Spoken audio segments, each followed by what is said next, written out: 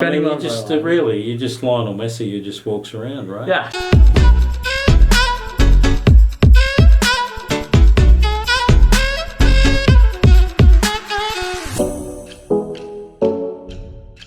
Yo, what's going on Team 20? I hope you're all super well. Today, another day in the office with the team, well, that I've been trialing with for not so long. It's been about, I think it's a week and maybe 2 weeks now, but I haven't been to that many sessions. They play their first match this Sunday, which I'm hoping to be involved in. So I'll be doing my absolute best in training to give myself the best opportunity to play in that match. Because as you guys know, coaches, they love to see players in games. I think it's different elsewhere. Harrison was telling me that in Finland and Iceland, when he played, sometimes you do one session and they go, yeah, we want to sign you. It's not an easy league to crack, man. So this morning, I also woke up to some pretty good news. So as you guys know, the coach of the team that I was trialing for a couple months, he said that he was going to speak to some other coaches, and you know, I kind of get the vibe that he's really going to look at me as possibly a mid-season player if an opportunity there arises. And then if that doesn't happen, again, a possibility of going in there to play for next season. So he's really trying to help me get a club for this season, and it's clear to me that that's happening because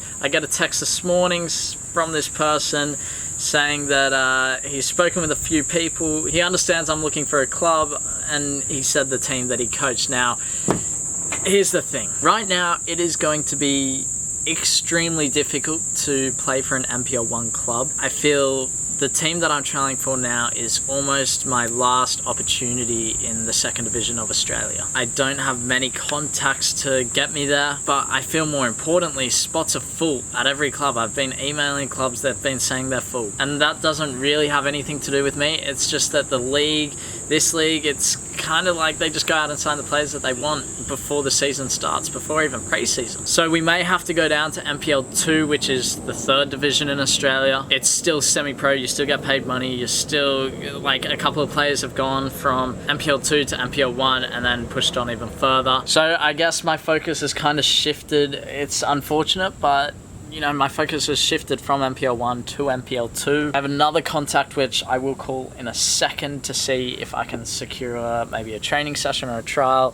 I've spoken with a couple of people who I know are at that club. He said that they're full, they may have lost a player. I don't know. So let's try this phone call. I don't even know if this is his number, we'll see. Straight to voicemail, follow up with a text. That's usually how we go about it. Text has been sent off. This is a coach who coached me around 10 years ago, so, you know, there's a little connection there. I basically just said the story of, you know, I've been trialing for clubs. They've said I'm good enough, but they don't have any spots. So we'll see what he says. And I asked him, are you looking for players? If so, I'd love to have a chat.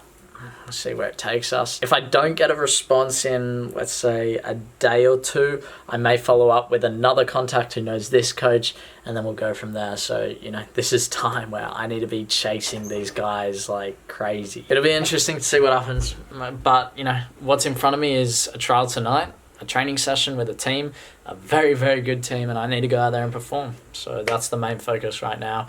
But I need to be hustling off the field as well, which is the contacts, the agents, the scouts, the clubs. It's not just all on the field, man. Heading off to the session now. I got a banana for the road. Also got my water so that I stay hydrated throughout the trip. Super, super important for me. If I don't have the water, I get there and I don't know, my body just doesn't feel good. I also had some cottage cheese on toast. As you guys can see, a little snack before the sesh. And I've also packed... Oh, I thought I just got a text. No, it was a Snapchat. I thought it was a text from someone. That would have been exciting, but unfortunately not.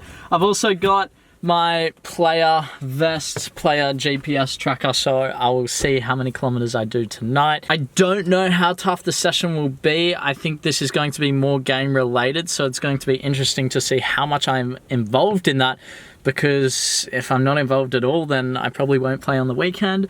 If I am involved a fair bit, then maybe I'm a chance to play. You just never know. You go along with a session and you do your absolute best no matter what. I know Monday was an extremely tough session for them, so today might be a little bit later. I'm not sure. It doesn't matter for me because I had the rest day yesterday. Well, did I? No, I went to the gym, but still, I'm ready to go, man. I'm ready to get out there and give it my all. So let's hit the road. Oh, it's a hot one, but it's like nice where I am, but where I have to go, it's gonna be really hot. In traffic again. I'm not a big fan of traffic, but I'm listening to Gary Vee's audiobook, crushing it, absolutely loving it. I just wanted to quickly touch on one point, which I believe can be one of the toughest points going to a new club and trialing, and that's you're faced with this challenge of there's a whole new bunch of people, and most of the time it's going to be the same squad as last year, so there's going to be a lot of people who are friends with each other, and it can be difficult to be a part of the squad, I guess, because some people may not make you feel welcome, but man, the last 2 clubs I've been at, I've been made very welcome, and that's so amazing. Massive respect to everyone at those clubs,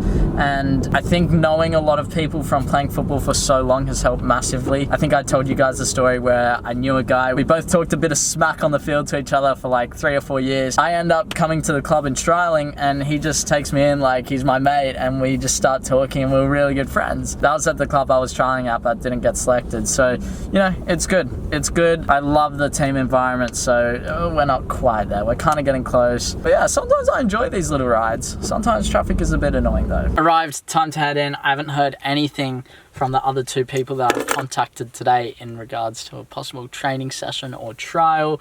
So you know what that means? It doesn't mean anything, but we just keep going here and we keep giving it our all. So yeah, let's get out there. Let's go kill this session. Session done. I know the lighting isn't the absolute best.